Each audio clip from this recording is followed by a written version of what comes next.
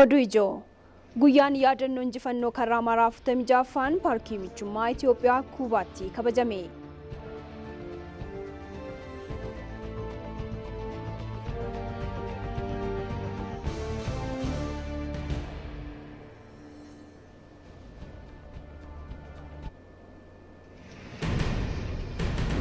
Hooggantoonni fi ogeeyyiin sadarkaan jiran kenna tajaajilaa fi itti quufinsa uummataa mirkaneessuuf hojjechuu qabu jedhan pireezidaantii itti aanaan mootummaa naannoo Oromiyaa obbo Awwaluu Abdii.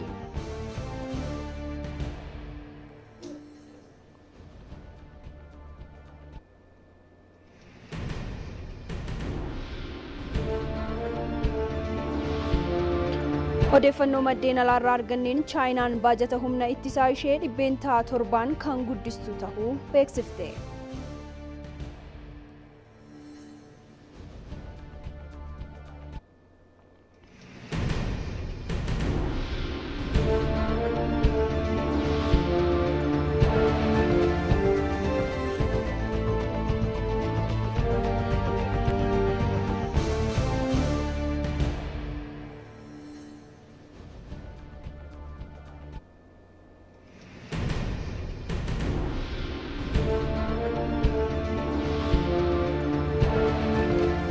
Shama akka mul'atan kabajamtoota daawwattoota keenya ITV Afaan Oromoo irraa oduuwwan galgala kanaaf qindeeffannee simbiraan geenyaa ana saantii hasanii.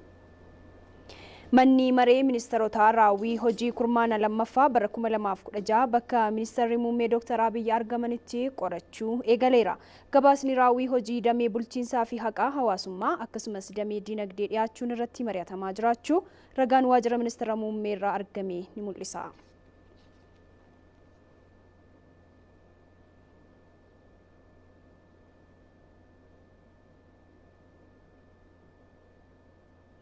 Guyyaan yaadannoo injifannoo karaa maraaf tamijaafaa paarkii michummaa Itiyoo Kuubaatti kabajame.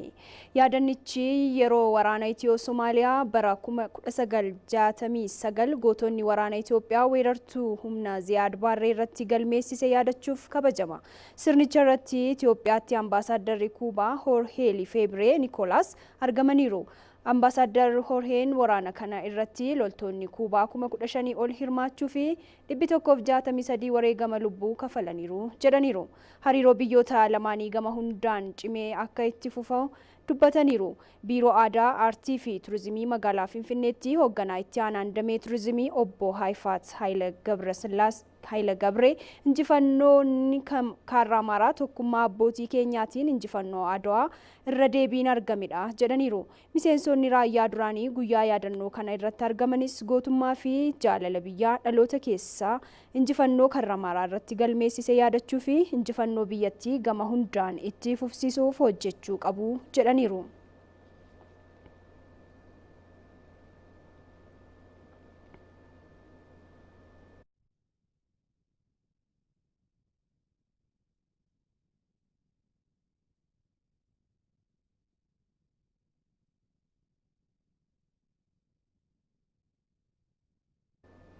Gootota kabajuun gootota biroo hedduu horachuuf gargaara waan ta'eef gootota karaa maraa akkaataa barbaachisuun kabajuun dirqamaa jedhan miseensonni raayyaa ittisaa duraanii ETV waliin turtii taasisan. Injifannoon karaa maraa Itoophiyaan qormaatilee hedduu keessatti illee diina birmadummaa ishee sarbuuf dhufuuf harka akka hin laannee nutti agarsiiseera jedhan. Guraandhala 26 guyyaa injifannoo karaa maraa waggaa waggaan sirnoota garaagaraatiin kabajameera. Immabeet Tashooma. bara 1952 kolonii xaaliyaanii fi ingiliiz jalaa kan baate Soomaaliyaan guyyaa bilisummaa jalqabaa ishee kabajutti karoora Soomaaliyaa abjuu Soomaaliyaa guddoo ijaaruu fi karoora Itoophiyaa xiqqeessuu qabattee galmaan ga'uudhaaf hojiitti eegalte. Kanaaf humna waraanaa ammayyaa Itoophiyaa caaluun of ijaartee imala ishees Ogaadeeniin weeraruudhaan jalqabde. Guraandhala bara 1969 ammoo yeroo sanatti Itoophiyaa bulchaa kan turan Koloneel Mangistuu Hayilamaariyaam waamicha duula biyya baraaruu Itoophiyaanota hundaaf dhiyeessanii. Duula kanarratti kan argaman gootii Asmaamoo Makkate yeroo sanatti biyyattii keessatti rakkooleen fi garaagarummaan adda addaa jiraatanis waamicha taasifame dhagahuun Itoophiyaa baraaruuf kan hin kaanin jiru jedhan. የሚገርምህ ሁኔታ ሲከሰት ደርግ ተደጋግሮ ባጭር ጊዜ ውስጥ የእናት ሀገር ጥሪ yeroo waan kun uumamu dargiin yeroo muraasa keessatti mari'achuun waamicha biyya baraaruu dhiyeesse. Yeroo sana keessa waamicha taasifameen baadiyyaa irraa milishaan hedduun hidhatee taataqseene lammiileen biyyattii har'a asitti waalaa qocolan malee qaamni birmadummaa isaaniitti bu'uu dhufu tokko ta'anii diinarra aanuu akkasitti seenaa hojjetu. ልባቸው አንድ የሚሆነው ወራሪ ኃይል ሲመጣ አንድ ሆነው ነው።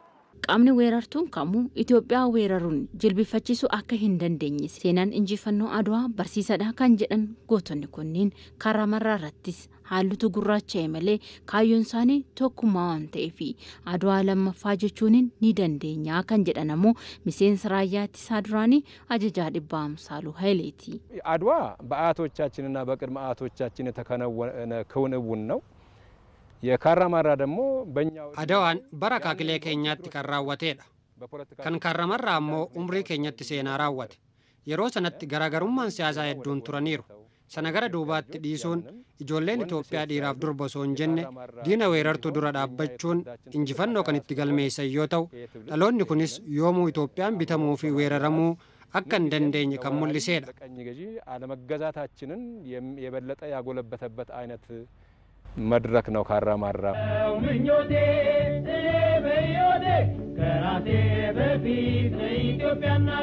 birmadummaa Itoophiyaaf jecha hedduun dhiigni isaanii dhangala'ee lafeen isaanii caccabee lubbuun isaaniis darbeera. Kun ammoo seenaa dhaloonni har'aa ittiin boonudha. Dhaloonni kun ammoo garaagarummaa qabu keessatti tokkummaa isaa cimsuun gootota kaleessaatiif kabajuu fi iddoo kennuun adeemsa goota horachuu taasifamu cimsuu qaba jedhanii jiru. የኢትዮጵያ ድል በሶማሊያ ላይ የተደረገው ድል የመላው የኢትዮጵያ ህብረተሰብ ድል ነው። ይህንን ነው መከተል ያለበት የኢትዮጵያ ህዝብ። Injifannoon Somaaliyaa irratti argame kan Itoophiyaanota hundaati. Kan uummanni Itoophiyaa hubachuu qaba. Biyya jaalachuu fi jaalala biyyaa gatii kaffaluuf itti gaafatamummaa fudhachuu qaba. Biyyi yoo jiraate namuu kan jiraatu waan ta'eef nageenyummaa biyyattiif hunduu hojjechuu qaba. ጀግናን ማፍራት የሚቻለው ደግሞ ጀግናን ማክበር ሲቻል ነውና goota horachuu kan dandeenyu gootota qabnu yoo kabajneedha. Kaleessa gootummaa dabarsanii har'a kana mileen isaanii cabee gadi jedhanii bulan hedduutu jira. Jara kana yoo kabajnee ol qabne boru gootota hedduu horanna waan ta'eef kanas mootummaan xiyyeeffannoo itti kennuu qaba. Namoonni biyyaaf gatii kafalan osoo dagatamuu baatanii isaan kabaja keenya fuulduratti as baasuu qabna. ክብራችን ናቸው፣ ሞገሶቻችን ናቸው። ከፊት ቢታዩ kana malees dhaloonni amma kolonii ammayyaa bifa garaagaraatiin mul'aturraa of qusachuun birmadummaa biyya isaatiif aarsaa yeroon barbaadu kaffaluu qaba jedhaniiru. Itoophiyaa keessatti waliin gahinsa tajaajila fayyaa babal'isuuf teeknooloojii fi hojmaatilee haarawaa cimsuun akka barbaachisu deetaan ministeera fayyaa Dr. Ayyalaa Tashoomaa hubachiisan. Dr. Ayyalaan kana kan ibsan yaa'ii innoveeshinii fi qulqullina fayyaa idila addunyaa 8ffaa Finfinnee galma walgahii gamtaa Afrikaatti ta'amaa jiru irratti ture. Itoophiyaa keessatti sagantaa ekstenshinii fayyaa ce'umsa aanaa irratti hojiiwwan jijjiirama waliigalaa hojiirra ooluu qabus Dr. Ayyalaan himaniiru. Kanaanis qulqullina inni tajaajila fayyaa gara sadarkaa fooyyeetti guddachuu eeranii gama du'aatii haadholii fi daa'immanii hir'isuutiin hojiin nama jajjabeessuu hojjetameera jedhaniiru. Deetaan ministeera innoveeshinii fi teeknooloojii Dr. Baayyisaa Badhaadhaa dameen fayyaa teeknooloojii fi hojimaata haarawaan akka qajeelfamuuf waajjirri ministerichaa deeggarsa kan taasisu ta'uu ibsaniiru. Yaa'ii kanarratti hooggansi damee fayyaa federaalaa fi naannolee bakka buutonni dhaabbilee idila addunyaa fi arjoomtonni akkasumas dhaabbileen qo'annoo fi qorannoo hirmaataa jiru jedhameera. Yaa'ii har'a eegale kun hanga guraandhala 28 bara 2026tti kan itti fufu ta'uu tajaajilli oduu Itoophiyaa gabaaseera.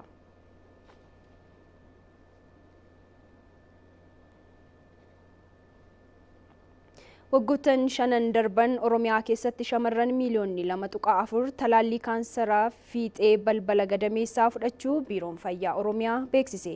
Hoogganaan biiroo fayyaa Oromiyaa Dr. Mangistuu Baqqalaan ittisaa fi to'annoo kaansarii fiixee balbala gadameessaa laalchisuun miidiyaaf ibsa kennaniiru. Talaallii kaansarii fiixee balbala gadameessaa kennuun dhimma dhaloota egeree ijaaruu ta'uu ibsaniiru. Hanqina hubannoorraan kan ka'e dhibee kaansarii fiixee balbala gadameessaa 90% biyyoota guddachaa jiran miidhaa jiraachuu Dr. Mangistuun himaniiru. Biiroon Fayyaa Oromiyaa dhaabbilee fayyaa 503 keessatti calallii kaansarii fiixee balbala gadameessaa geggeessaa jiraachuu eeraniiru. Dubartoota umriin isaanii waggaa 30 haga 49 gidduutti argaman 1,125 fi 900 calallii gadameessaan keessaa mallattoon dhibbichaa dubartoota 3,000 irratti mul'achuu himaniiru. Waggoottan 5 darban shamarran miiliyoona 2.4 talaallii fudhachuu dubbataniiru. Bara kanas duula guraandhala 25 haga 29 bara 2016 geggeeffamuun shamarran umriin isaanii waggaa 14 ta'an 528 fi 391 talaallii kennuuf karoorfamee hojjetamaa jiraachuu kaasuu isaanii ragaan biiroo fayyaa Oromiyaa irraa argame ni mul'isa.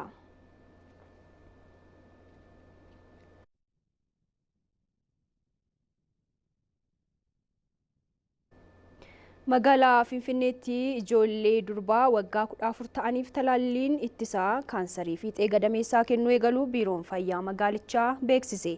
Biiroon fayyaa magaalichaa biiroo barnootaa magaalaa Finfinnee waliin ta'uun talaalliin kun haga guraandhala 29 bara 2016tti giddugala kenna talaallii garaagaraatti ni kennamas jedhameera. Hoogganaan biiroo fayyaa magaalaa Finfinnee Dr. Yohaannis Caalaa talaallichi manneen barnootaatti dhaabbilee fayyaa fi buufataalee yerootti kan kennamu ta'uu ibsaniiru. Kanaanis ijoollee durbaa 31,485 fi 85 talaallichi kennamuuf karoorfamu eeraniiru. Talaallichi seeraan hunda bira akka qaqqabuuf hawaasni barnootaa fi kutaalee hawaasa garaagaraa barbaachisaa akka taasisan waltajjicha irratti gaafataniiru. Kaansarii fiixee gadameessaa biyya keenyatti kaansarii harmaatti aansuun sadarkaa lammaffaa qabachuun sodaa ta'aa dhufuu isaa Itoophiyaatti waggaatti kaansarii fiixee gadameessaan dubartoonni 5,000 ol lubbuun isaanii akka dhaban ibsameera.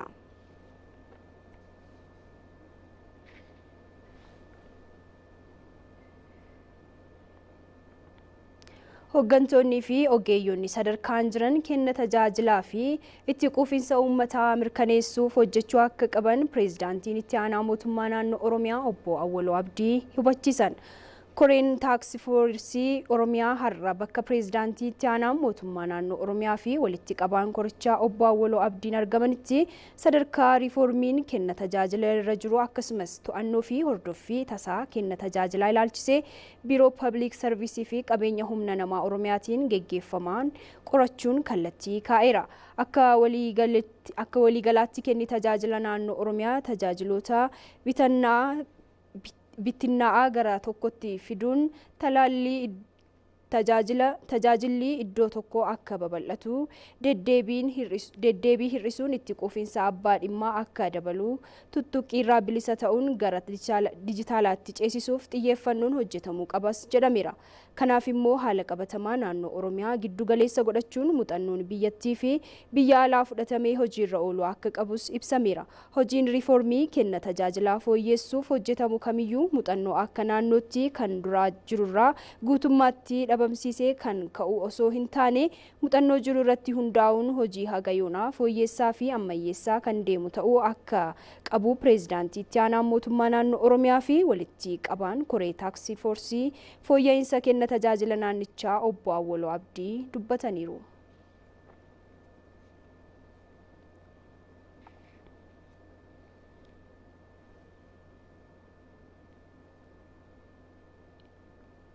Kabajamtoota daawwattoota keenya ITV Afaan Oromoo irraa oduun tamsaasa kallattii isin bira gahaa jiru akkuma itti fufeetti jira.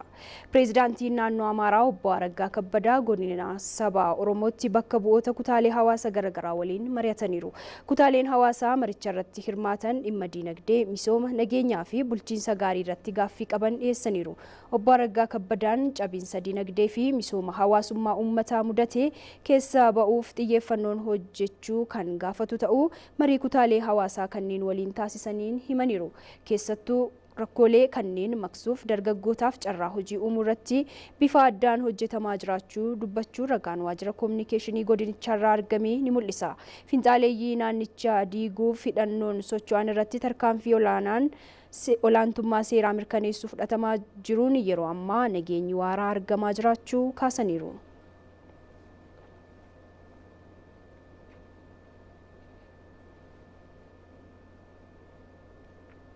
Duudhaawwan gaggaarii akka biyyaatti jiran kunuunsanii dhaloota dhufuuf dabarsuun akka barbaachisu himame. Hojii fi aadaa wal gargaarsaa saba Burjii hojii gaarii itti fufamee har'a gahee waan ta'eef dhaloonni ammaa kunuunsuun dhaloota itti aanuuf dabarsuun dirqama qabaa dhaamameera. Jamaal Nageessoo. Isi lasa shinninaa dhaqqabannoo. Maanguddoonni saba Burjii kunneen waggaatti yeroon kun waqtii midhaan itti facaafamu waan ta'eef maarashaa qonnaa qopheeffachuuf yeroo itti mari'atanii fi muka maarashaa wannaa jedhamu itti muratanidha. Sababni isaas saba Burjii biratti yeroo durii irraa kaasee wannaa yookaan maarashaa qopheessuun hojii qonnaan bulaa tokko qofa miti. Sirumaayyuu wal gargaaruun waliin hojjechuun waliin dhaabbachuun kan qophaa'udha. Sabni Burjii saayinsii aadaa wajjin wal simsiisuudhaan waggaa waggaan ammajjii 15 hanga gurraandhala 17 yeroo sanyiin itti faca'u hojii kana yoo hojjetan sanyiin isaanii akka barakatutti ni amanu. Kanaafidha ayyaana wannakkaa yookaan sirna muka maarashaa muraa kana akka bara haarawaa taasifamee ummaticha biratti kan beekamuuf. Burjii irshaa'uun lemaares irshaa'uun lemekotkot. Sabni Burjii hojii qonnaa isaanii hojjechuudhaaf mukni muramu wannaa jedhamu ni jira. Wannaan yookaan ammoo mukni maarashaa yeroo qophaa'u maanguddoota humna hin qabne malee namni kamiyyuu akka humna isaatti irratti hirmaata.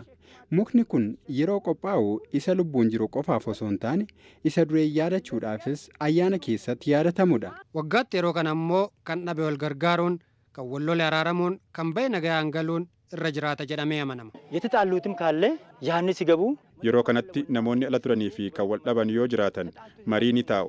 Namoonni wal dhabanii dhiifama waliif taasisu. Manaa badanii yoo jiraatanis yeroo deebi'an wal gahanii dhiifama waliif ni taasisu. Durirraa kaasee kanarra ga'e sirna aadaa fi kabaja ayyaana saba Burjii kana maanguddoonni tiksanii dhaloota dhaalchisuu qabu. አሁን ደግሞ ወደ ትራክተር እንትን amma namni muka muree maarashaadhaaf oolchuu dhiiseera. Maaliif jennaan tiraaktarri jira waan ta'eef. Ta'us ammoo guyyaa kana tiraaktara suphuunis kabajamuu qaba. Ammayyummaan dhufus aadaa gaarii ture eeguun gara ammayyummaatti akka dhufuuf adaraa jechuun barbaada. Itoophiyaan biyya aadaa bal'aa saboota sablammoota bal'aa qabdudha. Aadaa kana eeganii tiksanii dhaloota dhufu dhaalchisuun gahee lammiilee hundaati. Abbaan taayitaa misooma albuudaa Oromiyaa rakkoo fayyadamummaa albuudaa irratti uummanni naannichaa komatu furuuf qajeelfama qopheessaa jiraachuu beeksise. Gama biraatiin Oromiyaa keessatti daldala seeraan alaa kontiroobaandii oomisha sookoo irratti bal'inaan mul'atu furuuf qaamni hunduu tumsuu akka qabu abbaan taayitichaa waamicha dabarseera. Taaddasaa Tarrafaa.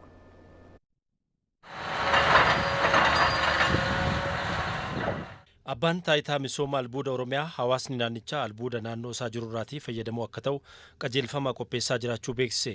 Abbaan taayitichaa rakkoo bal'aa damee albuudaa keessatti jiru furuudhaaf riifoormii gaggeessaa tureen dargaggoonni hedduun gurmaa'uun qabeenya albuudaa naannoo isaaniitti fayyadamuu eegalaniirus jedhe. Kanaanis naannichatti baatii 6 darbe qofatti birrii biliyoona 1 ol sassaabuusaa dubbatee jira. Bara kana riifoormiitti gallee ragaa qulqulluu qindeessinee bal'inaan hojjetaa jirra.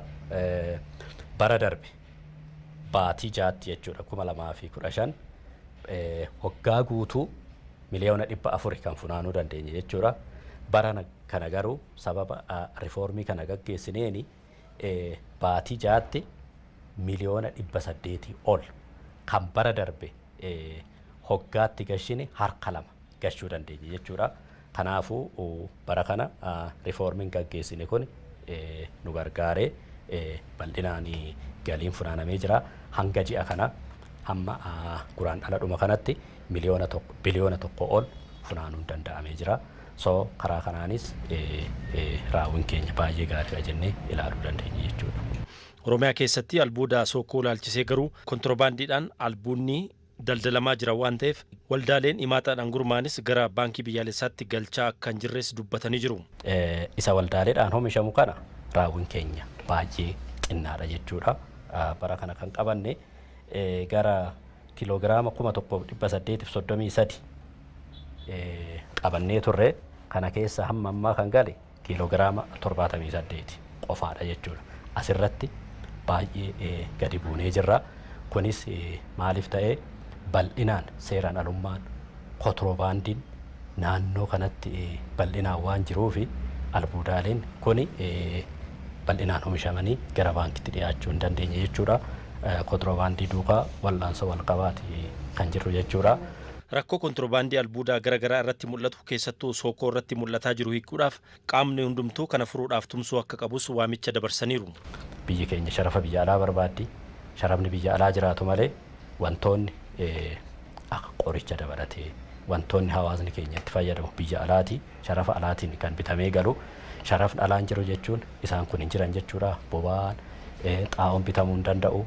Kanaafuu qaamni hawaasni oomisha kanarrattis bobba'e haa ta'u caasaan mootummaa sadarkaan jiru seera alummaa kontiroobaandii naannoo oomisha sookoo fi daddabarsa sookoo kanatti babal'atee jiru irratti wal hubannoo argatanii hubannoo qabaatanii irratti qabsaa'uu akka danda'an carraa kanaan ergaa koo dabarsuun barbaada. Albuudni naannoon Oromiyaa qabdu hedduu ta'us uummanni naannoo Oromiyaa albuuda kanarraati iddoo jirutti sadarkaa barbaadamuun fayyadamuu irratti hanqinni guddaan waan jiruuf abbaan taayitaa misooma albuuda Oromiyaa qajeelfama haaraa qopheessaa kan jiru ta'uu dubbatanii jiru obbo Zawuduu Taaddasaa. Moodela itti fayyadamummaa hawaasaa tokko qopheessinee turre jechuudha.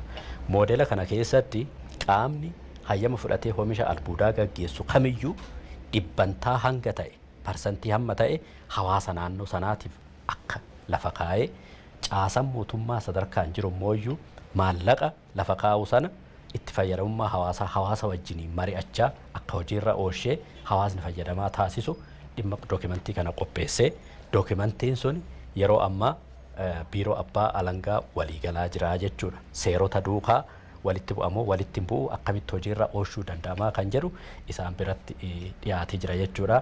Dookimantiin kun gaafa mirkanaa'ee nuuf ba'u hawaasni naannoo keenya misooma kanarraa qixa barbaadamuun fayyadamaa ni ta'a jennee amantaa qabnaa jechuudha. Abbaan taayitichaa gosa albuudaa naannicha keessa jiru qorannoon adda baasu eeyyama kennuu ga'umsa dandeettii albuuda baasuu mirkaneessuu fi eeyyama misooma albuudaa karaa aadaatiin kan kennu ta'uu ragaan abbaa taayitichaa irraa argame ni mul'isa. Hojii inisheetiivii qonna magaalaan hojjetamaa jiruun jiraattonni godina Harargee lixaa magaalaa Galamsoo fayyadamoo ta'uu himaniiru. Kantiibaan magaalaa Galamsoo Ahmed Xaahir rakkoolee hojii dhabdummaa furuuf dargaggoota gurmeessuun hojii horsiisaa fi furdisaa looniitti bobbaasuun jijjiiramni argamuu ibsaniiru. Jamal Nageessoo.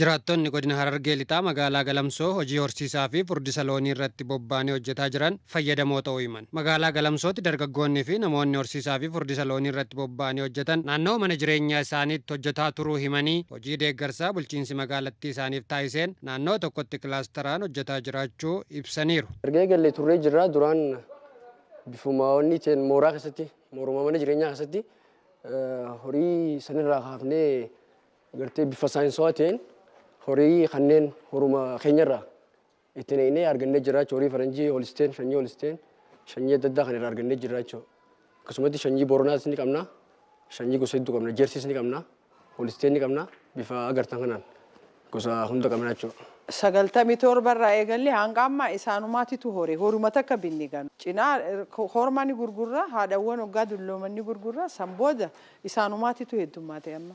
Kantiibaan magaalaa Galamsoo obbo Ahmed Xaahir hojii inisheetiivii qonnaa mootummaan qabameen magaalaa Galamsootti hojii hojjetameen jijjiiramni gaariin dhufuu himaniiru. Tarsiimoo mootummaan qabate paartii badhaadhinaatiin qabate inisheetiivoota magaalaa hojii wal qabate hojii dhabaa gara inisheetiivii kanatti galchine gara magaalaan nyaatan of danda'uu qabdi aannan argachuu qabdi killee argachuu qabdi kan jiru tarsiimoo muummee keenyatiin qabame irratti hundaa'ee nutilleen inisheetiivii kana kilaastara horii aannanii lama hundeessine yeroo ammaan tana bu'aa isallee xiqqaatus dhandhamaa jira jechuudha. Kana malee uummanni magaalaa keenya killee lukkuu argachuu qaba jennee tarsiimicha dhaabbannee gara waldaa afurii hojii keessa galchine kan amma sochii bal'aa keessa jiranidha. Kana malees gabbisas qabna. Gabbisas akkasumatti akkuma tarsiimotiin waldaa tokko kilaastara tokkotti gabbisa horiidha kan horii 16 qabu itti galchine yeroo ammaan tana sochii keessa jira jechuudha. Namoonni hojii horsiisaa fi furdisaa kana hojjetan rakkooleen dhiyeessii nyaataa fi iddoo qabaachuu kaasaniiru. Iddoo kuusaa nyaata horiidhaa itti kuusnu iddoo horiin kun yeroo tokko boqonnaa irratti godhu kana nu barbaachisa. Sanbira dabree immoo horiin kun yeroo horsiistu iddoo lafa nyaata horiidhaa itti dhaabdu iddoo nyaata horii itti dhaabdu ni barbaachisa. Faarmiin tokko faltiin isaas jira beekte silaa baayogaazni goona bootaan qabna bakkiteenis bishaani beekte mangistiin kana haa nu gargaaru gaa Nuti immoo if duuban deeminu maaliif horii kana bakka dhibbootti horsiisne. Kantiibaan magaalichaa gaafiin ka'e sirrii ta'uu himanii rakkinichaaf furmaata akka kaayan ibsaniiru. Horsiisa horiitii wajjin horii aannaniitii wajjin wal qabsiisee jiru. Lafti kan namteef istaandardiin kan namteef yeroo dura. Horiin isaan qabatan yeroo dura karoora isaan dhaleessatan sirru. Amma immoo fedhiin jiru dabalee isaanis horii keessa achirratti waan dabalee jiru jecha lafti sun nutti xiqqaattee jedhanii kanaaf lafta ni qabna yoo qajeelfama ilaallee itti dabaluun ni dandama kan jiru san ilaallee daballee fi rakkoon keenya rakkoo nama waan kan hojjetu dhabuudha malee lafa rakkoo hin qabnu. Naannoo sanarratti lafa horiidhaaf taatu waan ta'eef kun guyyaa sun barbaachisu ilaallee guyyaa muraasa keessatti dhaynee koree dhaabnee lafa san daballee fi iddoon faltiin itti baasanii fi kun dhiphachuu jiru horiin itti bal'atee waan ta'eef kana waanuma deebiitti kanneen waan ta'eef komii akkasitti nullee rakkisuu miti jechuudha. Kanaaf deebiin kanneen waan jiru.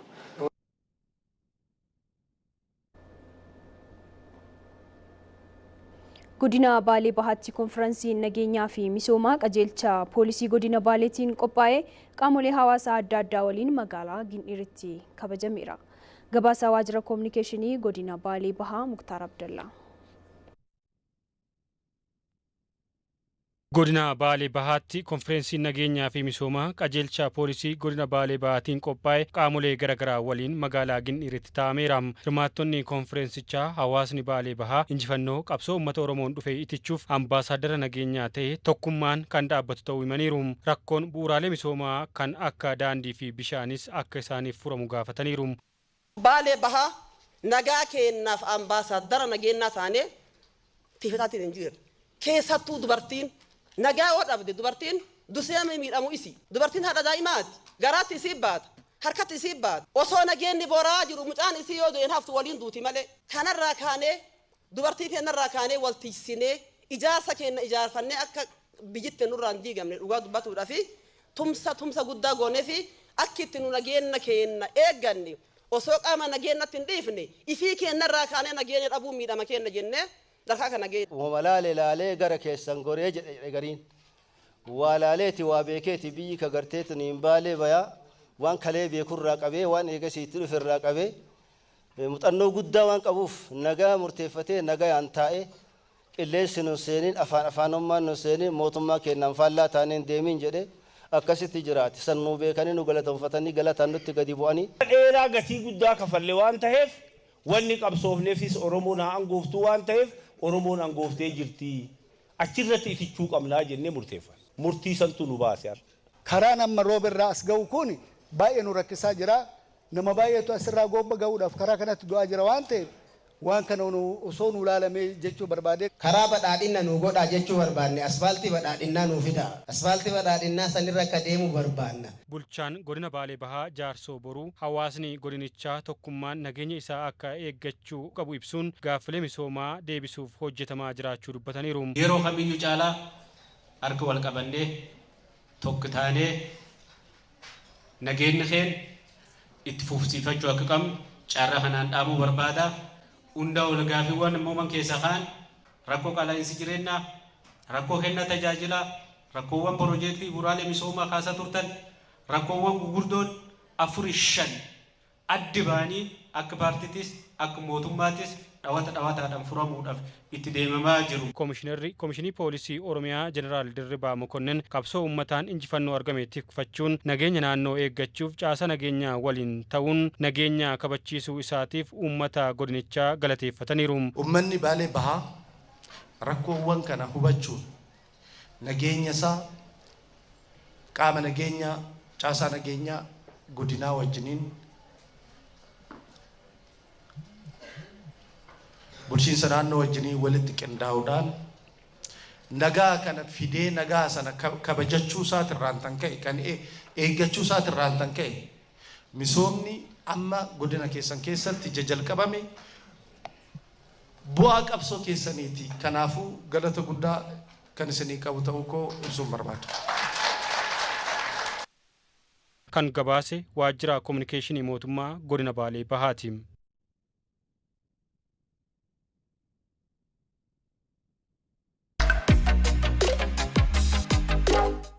ETV'n afaan Oromoo oduuwwan dhimmoota hawaasummaa, dinagdee fi siyaasaa akkasumas haala yeroo biyyaaf addunyaa sagantaalee barnootaa fi sagantaalee bashannanaatiin karaa TVtiin isin biraan ga'aa jira.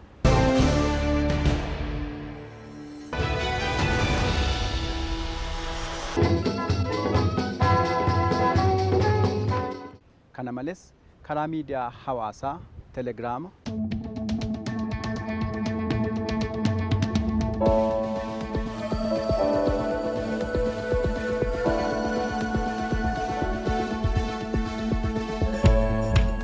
Feesbuukii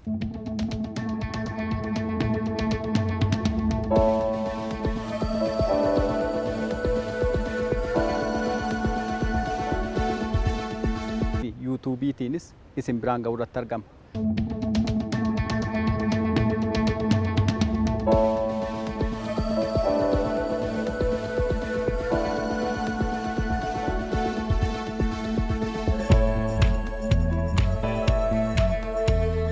Filattanii waan nu daawwattaniif ulfaadhaa. Ammas filannoon keessan ETV Afaan Oromoo haa ta'u. Horaa bulaa.